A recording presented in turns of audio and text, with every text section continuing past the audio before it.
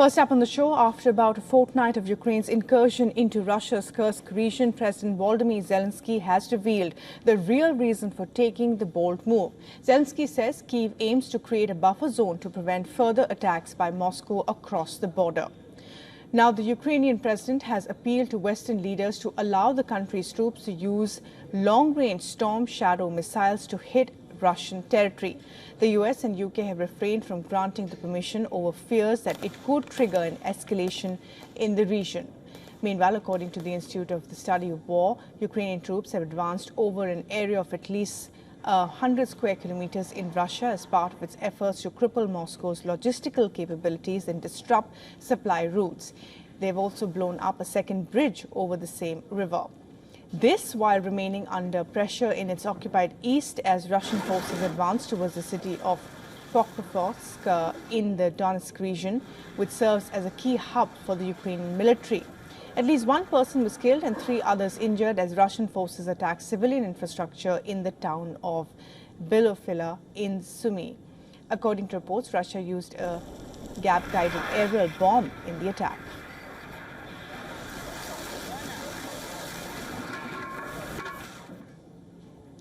All right, for the very latest on this, we're now being joined from Oslo by Dr. Glenn Diesen, Professor of International Relations at the University of Southeastern Norway.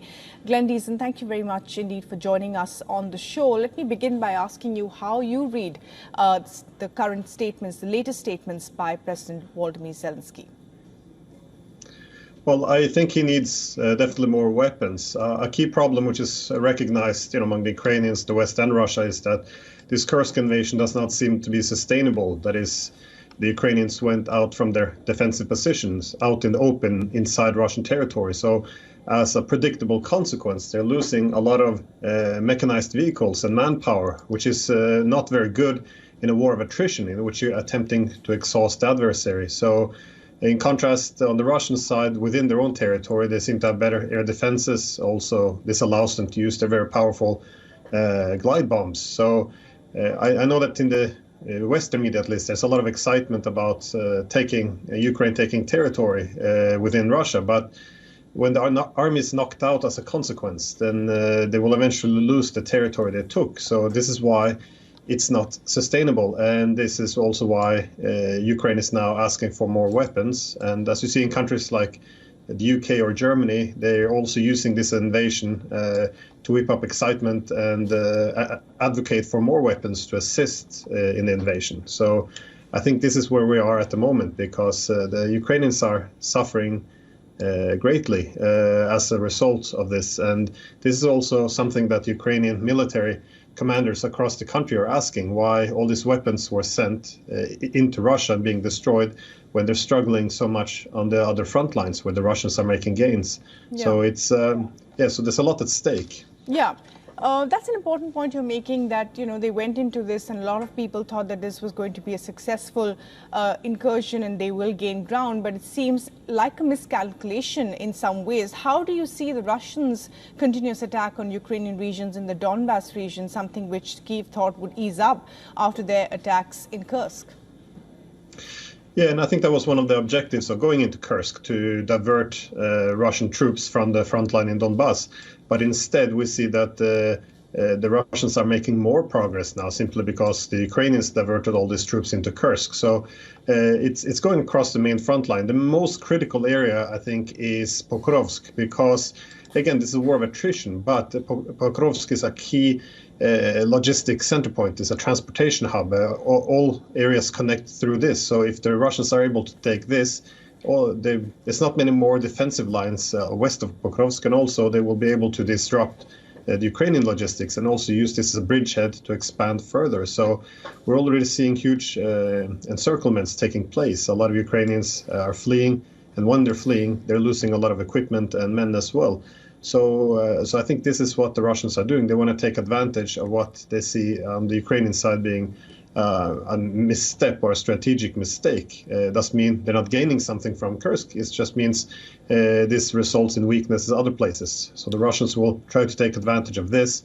Meanwhile, they're building up their defenses in Kursk and also beginning to knock out as much as they can from the Ukrainians, and then eventually begin to push them back. But as you mentioned in your opening, there are a lot of risks to the Russians as well.